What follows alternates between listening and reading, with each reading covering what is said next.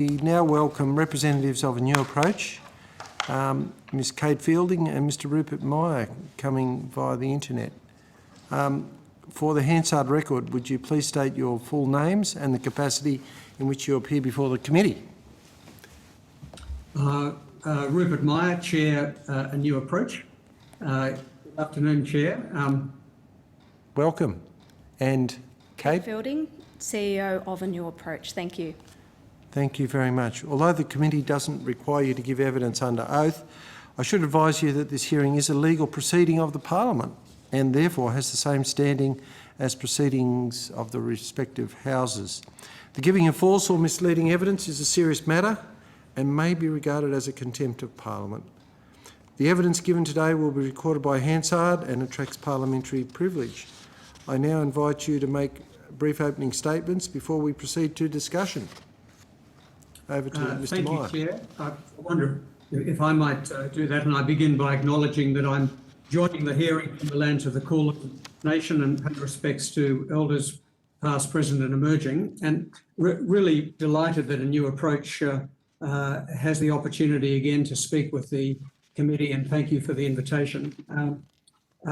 As my colleagues and I have been listening to the hearings and reading the submissions that you've been receiving, we've been struck by the wide expanse of contributions from individuals describing the role arts and culture play in their health and the development of their children, through to industries describing economic impact and opportunities for jobs growth.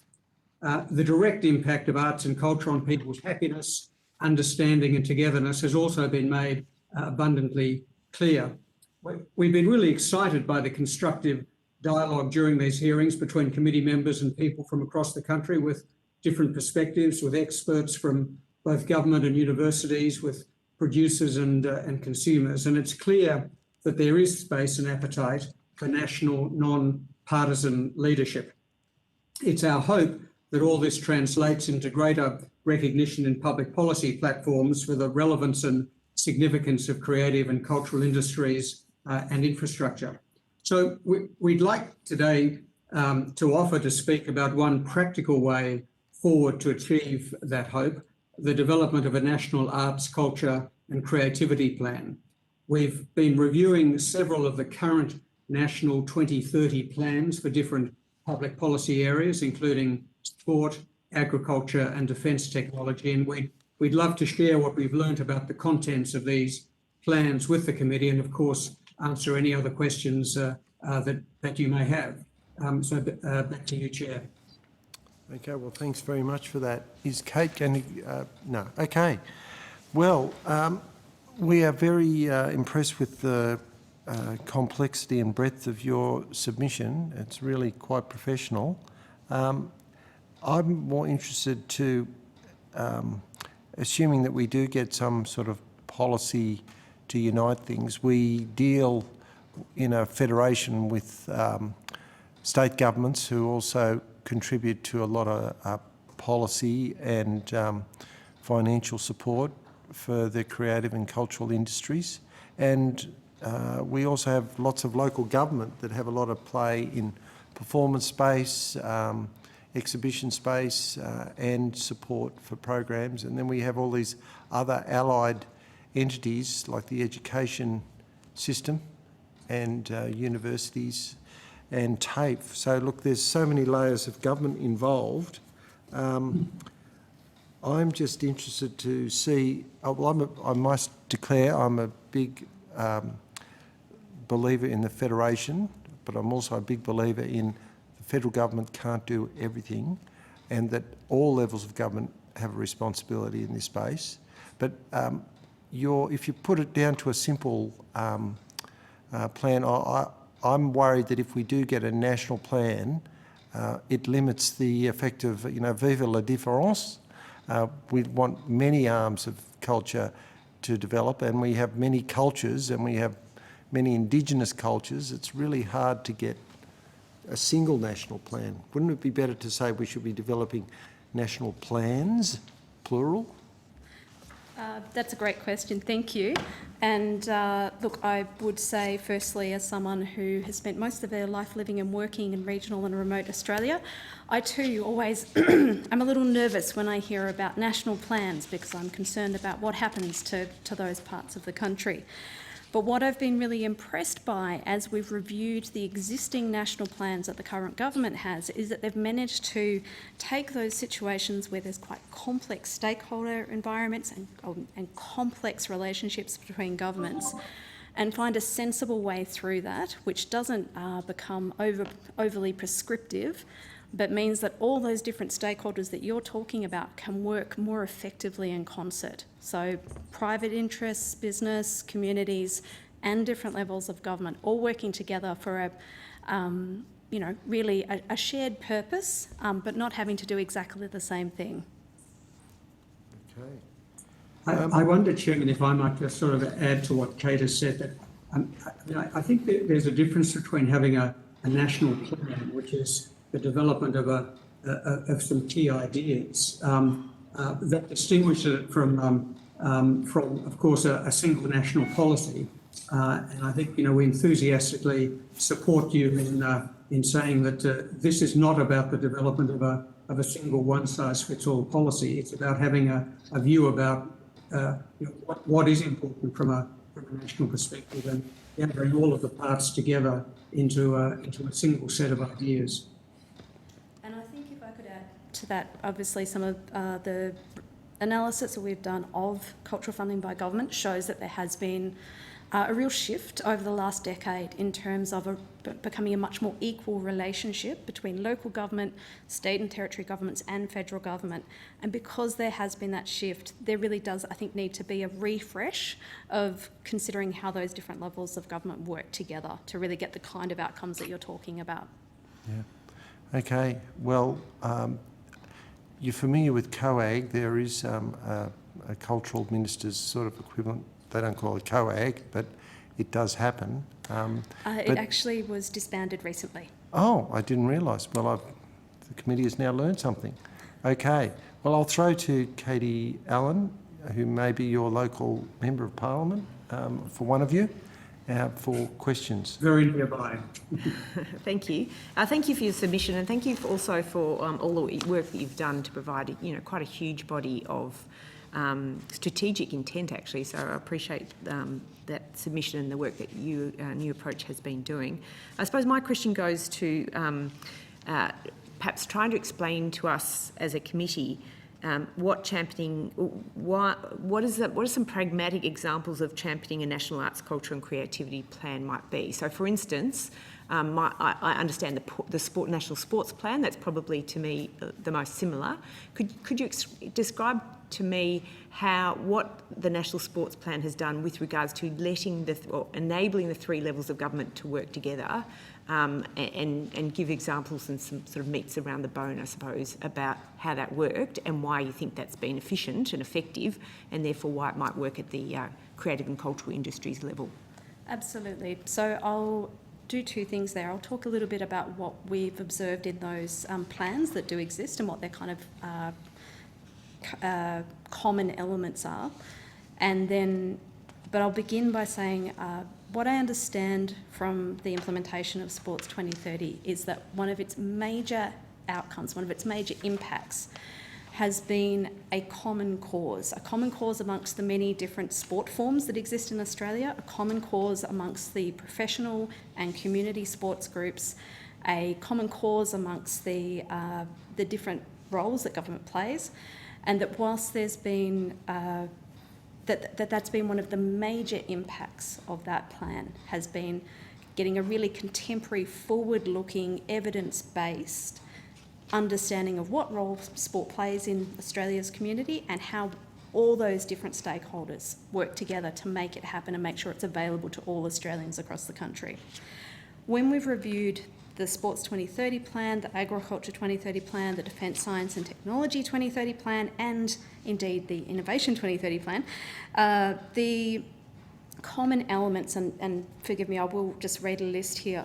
The common elements in those are a set of principles to underpin and guide policy and decision-making, a vision for the future if the plan is implemented, which goes to that aspiration of bringing all those stakeholders together, an alternative vision if there's not action taken, so what will the impact be of no action, a stated role for governments in partnership with each other, so those different levels of governments that you're talking about, Chair, as well as with other stakeholders in the space, multiple focus areas of change, and goals or targets to aspire to. I think that's quite an important one.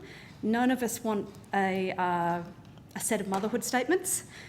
I think you will have heard through these hearings that there's a real appetite for a quite tactical, applied action in this space to get this changing and huge, diverse area working together effectively. I might see if Rupert would like to add anything to that. Look, I think I only to say that actually within the arts and cultural space, two of the most successful frameworks over the last 20 years have been the Major Performing Arts Framework, now the National Portfolio, and the Visual Arts and Crafts Strategy that arose from the Contemporary Visual Arts and Crafts Inquiry about 20 years ago that I chaired. And both of those frameworks were absolutely dependent upon states and territories and the Commonwealth Government working collaboratively around the implementation of a number of key ideas to develop those respective sectors. So the collaboration around having a key framework and a plan has worked in specific instances. And I think what we learned, and certainly through my days in the Australia Council about both of those strategies, is we learned a great deal about how dynamic it becomes when you've got broad agreement around sets of principles and the benefit that passes through to the individual companies and to the performers and producers and the entire sector, the energy that it gives and so forth. So there's some very good precedent in this area. So could I just ask a follow-up question to get it down to the pragmatics of the funding investment? So it sounds like, as you said, that the three layers of government are almost becoming equal partners from a funding point of view. Firstly, is that true for the sports sort of sector? And secondly, how do you see the principles of funding across the three different jurisdictions partnering together? Would obviously having a vision and then having sort of a framework is important, and then having goals. But can you see that there may end up being a way to navigate through that? An example is roads. It's kind of easy to say, well, major highways are likely to be federal and local roads are likely to be council. And obviously with the performing arts, it's possibly easier to see because you've got the Australian, national institutions and performing companies. Can you see a way through with regards to all the other aspects of the creative and cultural industries and how to actually support them from a funding point of view? Absolutely. In a strategic way. Certainly. I'll take the question about sports on notice. In terms of what the different levels of government do, there's a really fantastic, as we've referred to a few times, the cultural funding by government is the most current and comprehensive picture that we have of the three levels of government and how they work together. And when we did some analysis of that, what we found was really interesting is federal government and state and territory governments definitely play different roles. And I've got to say, that simple thing of being able to go, look, state and territory governments do the majority of the investment, or the majority of their investment goes into galleries, libraries and museums and into arts. Federal government plays a lot bigger role in screen because of its broadcasting responsibilities. It's a lot bigger role in its what? In screen because of its broadcasting responsibilities. Right. That simple statement of being able to reflect back to people within the sector and within the different levels of government of where the investment is going and how it is different at different levels of government is, for many people, a surprise. Well, Kate, I must have said, I've sat through a lot of things and suddenly I'm surprised. Exactly. But that's because JobKeeper goes across all of those sectors, so I hadn't really thought about it that way. Kate, I did mention our federation. I'm a big federationist, and I did a paper many years ago about fixing our federation because it's all been muddled up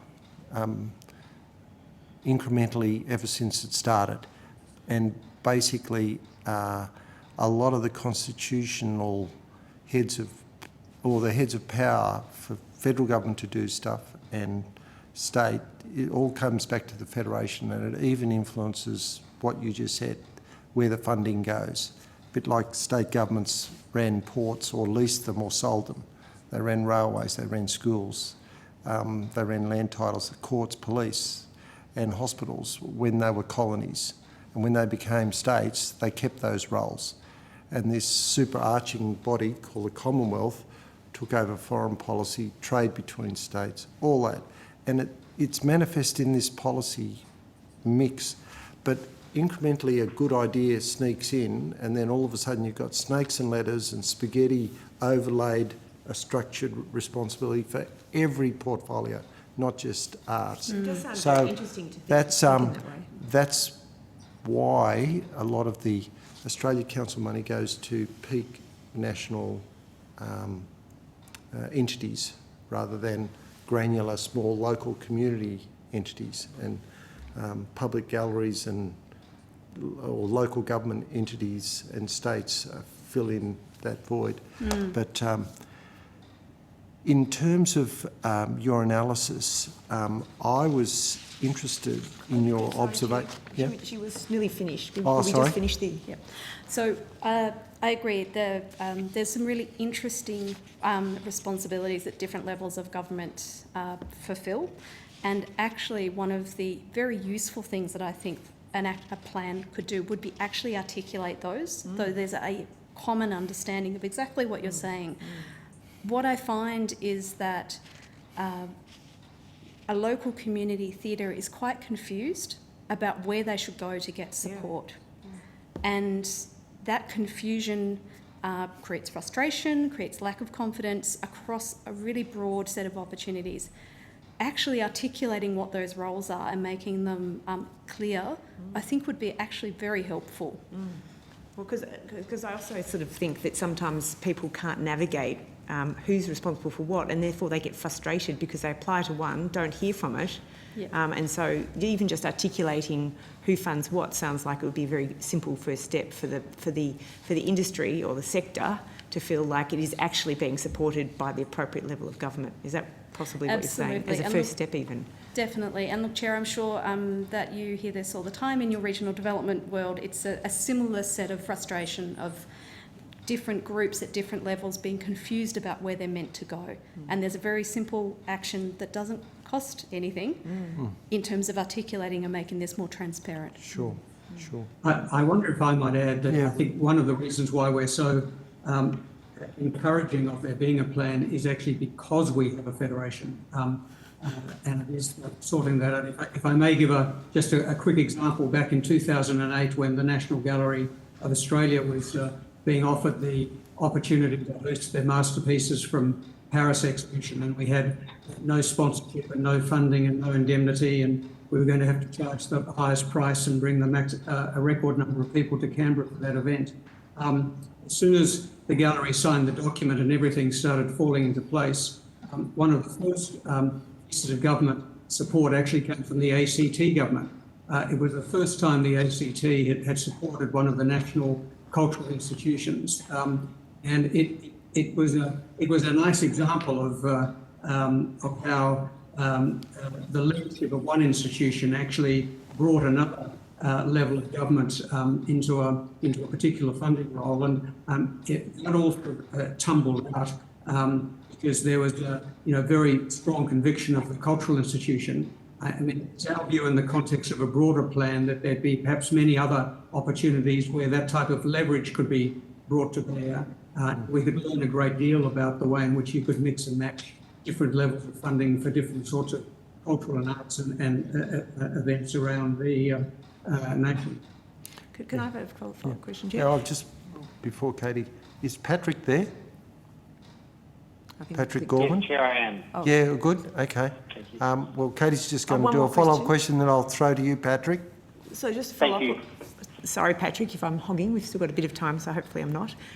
So just to clarify on that, so there are obviously different types of funding for different levels of government, but there's also opportunities for partnering, and it seems to me, often those sorts of partnering, not just between, say, federal and state, but also philanthropy and business or commercial outcomes. And so having that clarity where this is likely to be a partnered approach because it's above a certain threshold or it has a certain jurisdiction versus this is likely to be in this particular pot would be very helpful to clarify for the sector to feel supported and have some sort of a way of navigating this complexity. Absolutely in the terms of the sector, but I would say also for philanthropy and for private investment to have some clarity around this and around the intention of governments in this space, around the priorities, around the purpose of investment. I think from a government view would also help unlock private investment, philanthropic investment who are uncertain about the direction of where this is going. The only comment I would make is that, unlike, say, sports, where purpose, is probably, I don't know what the purpose of the sports plan is because I haven't read it in detail, but I imagine it's, having every child participate in sport, having grassroots community sports, and then having elite sports with the potential to operate at the international level. That seems pretty straightforward. But when you get to culture, as the Chair said, our concept of our own cultural identity is also, multicultural, tolerant, diverse, and that's our very essence, is that we're so different and there's so many cultures here. Do you have a sort of a view as a new approach about what some of those elements might be with regards to what would be, at a very broad level, what would be something to aim for from a cultural strategic plan point of view, or is that something that you think needs a full process? Look, I think that's something that needs a full process, but off the cuff, I would say that I think that people across Australia are having opportunities to participate in creative and cultural experiences that are meaningful and significant to them, and also do things that widen their horizons and their understanding of the world would be a really good place to start. Mm-hmm. So it's engagement of the Australian people in their cultural community institutions. Absolutely. Okay. Did Rupert, did you want to add to that? Yeah, Chair, look, I think, and Katie, I think I'd add that, we Australians have a shared cultural inheritance, and there's an Australianness about that proposition. There's also a sense in which members of different states and different communities have a shared cultural inheritance within a different set of terms as well. And I think it, to come back to the Chair's earlier comments about federation, part of that is a product of federation, where the intensity of different cultural inheritances actually are different across communities, and that's something that is well worth honouring at every opportunity. In the work of a new approach, and in the number of the conversations we've had with through the focus groups, it becomes very evident that at a very local level, what's happening in a school and around a particular education program can be critically important for the way in which that community engages with arts and culture. In other communities, it's opportunities to attend major exhibitions and major productions and so forth, which is another aspect of lived cultural identities and experiences. Thank you.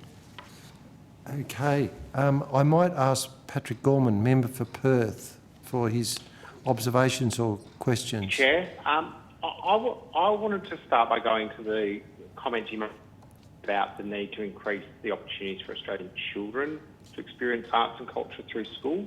One of the phenomena that's concerned me that we've seen across Australia is this trend towards one-line budgeting, where so much of the power is left with the individual school principal, and if they don't value the arts, then all of a sudden you find that school's arts program gets dialed down significantly, increasingly in the independent public schools.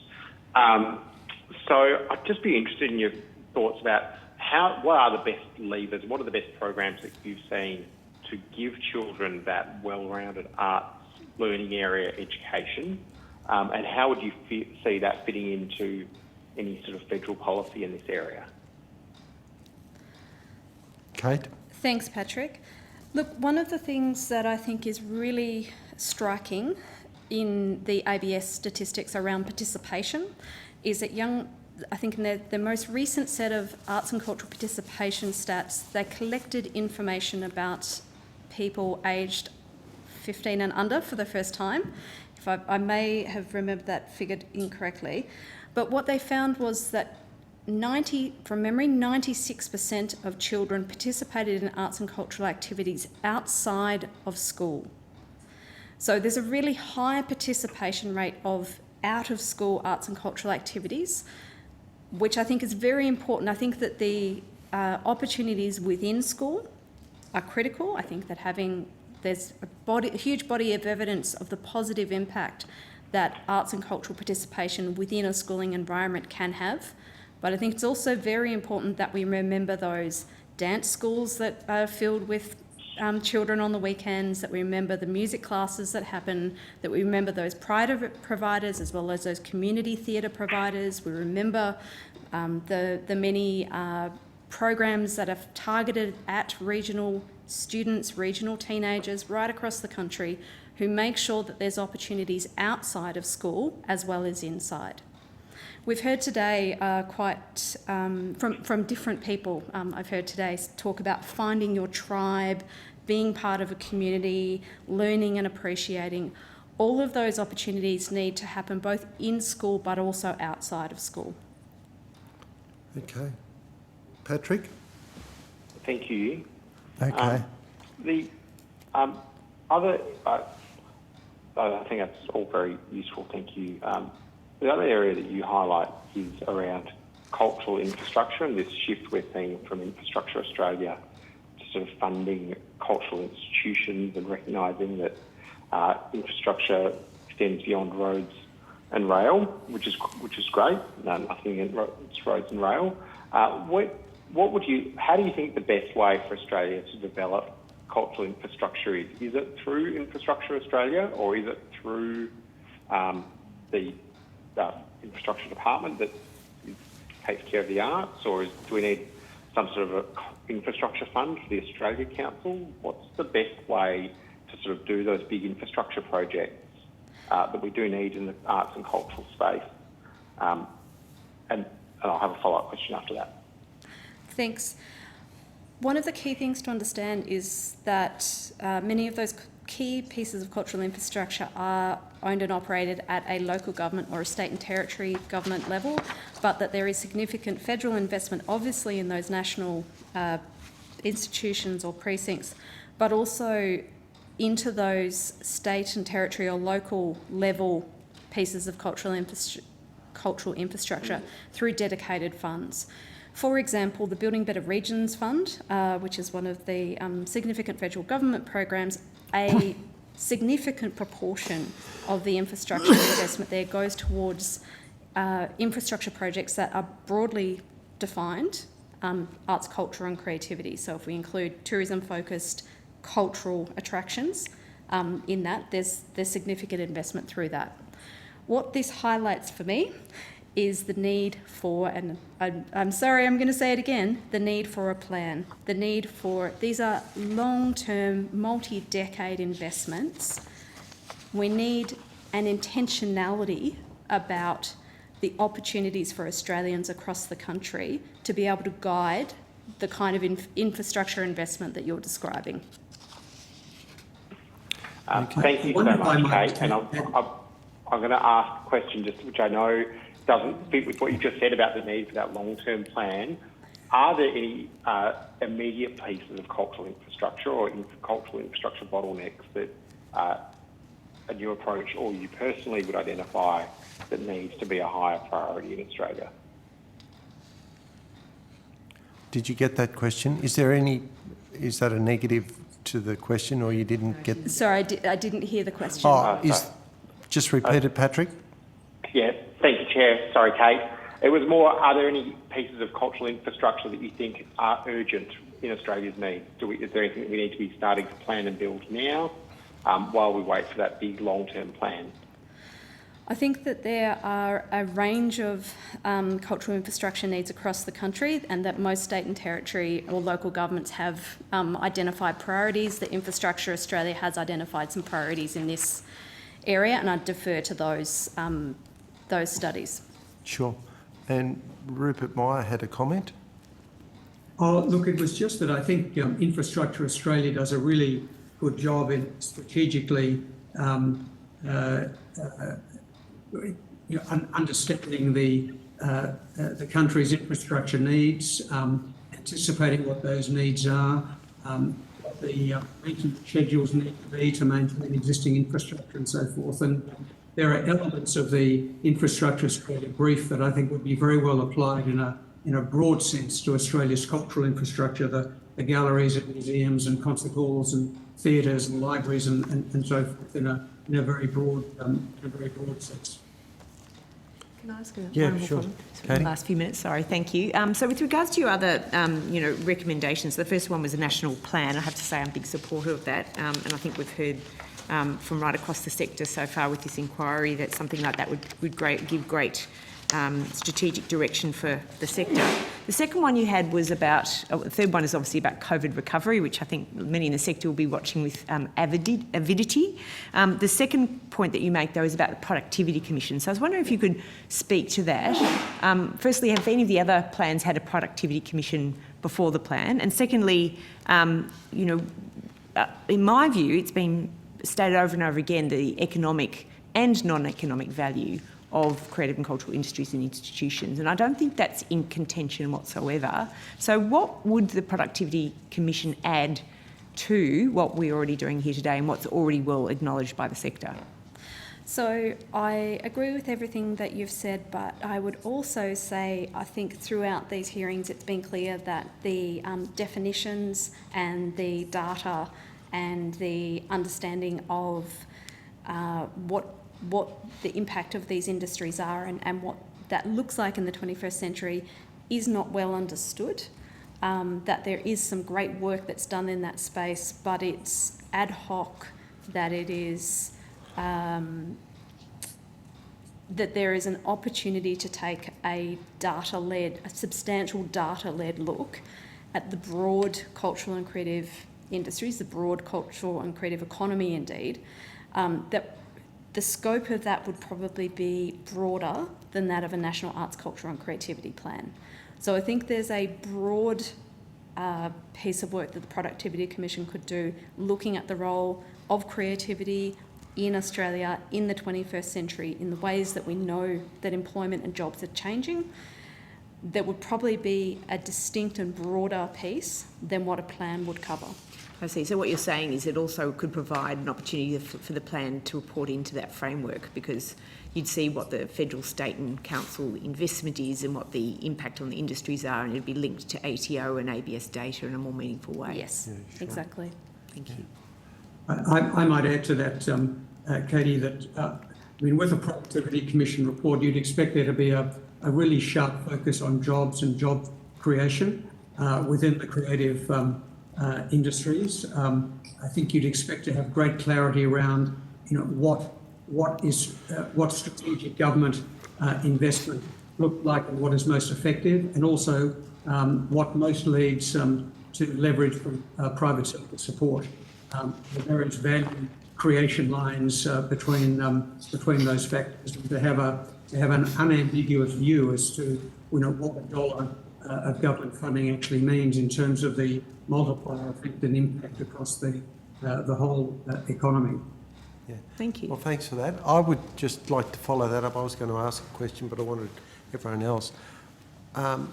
How well do you think philanthropy, even at a local community level, not necessarily national institutions, philanthropy like donating paintings and things to galleries, but at a local level, say the Port Macquarie internationally renowned Glasshouse Entertainment and Convention Centre, that's like the Opera House up in Port Macquarie, or the Manning Entertainment Centre in Taree, another hub of cultural performing arts.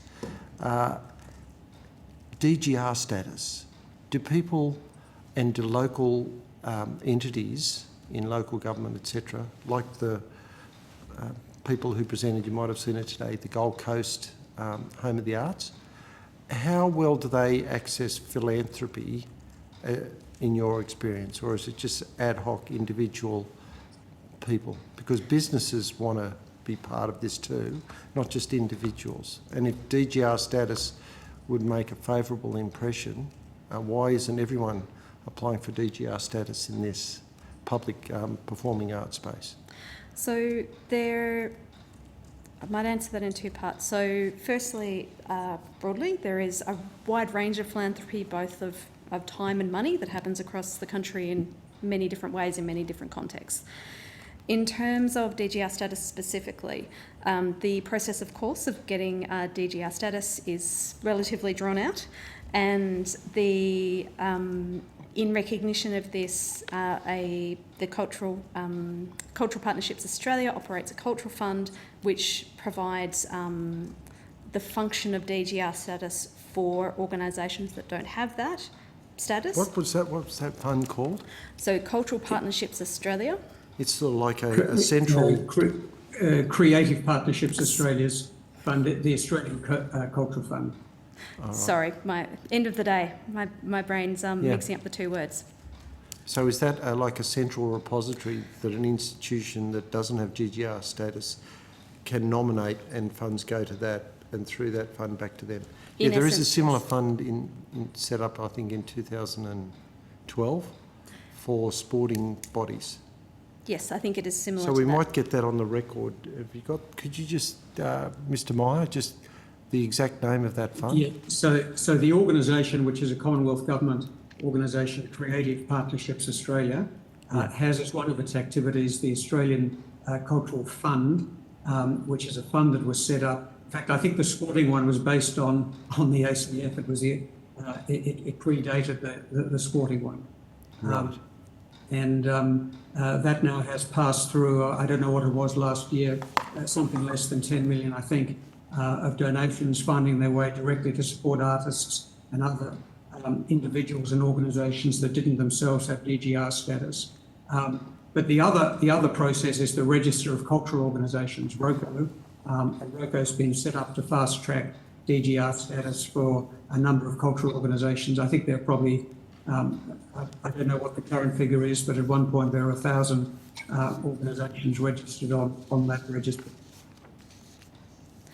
Okay. Would you like us to provide some further information on CPA and on that That would topic? be wonderful. Excellent. Yes. And in your investigations and observations, how willing, besides the very big companies, do you find are willing to engage in this sort of philanthropy? Is it just that small and medium businesses just don't have the luxury? I'm going to take that on notice and give you some data on that question. Great. Yep. Okay. Well, I Patrick, should say Creative Partnerships Australia has a lot of encyclopedic information, very detailed information on who gets to what. And I know in other places too, the discussion is around time, treasure and talent, reflecting the fact that there's a huge amount of volunteering that occurs within the cultural sector as well. Okay. Well, thanks again very much for a new approach, for a very well-researched presentation and your observations. And yeah, having a plan sounds like a good idea. And with that, we might just call today's hearings to a close, but if you could forward that information to the Secretary by March the 5th, 2021, and you will be sent a copy of the transcript of your evidence, and we will have an opportunity to request corrections to transcription errors. And thanks to Patrick and Katie and to all my other colleagues who attended earlier in the day. Thanks very much, and thanks to the Secretariat. Thank you. Thank you. Thank you. Thank you.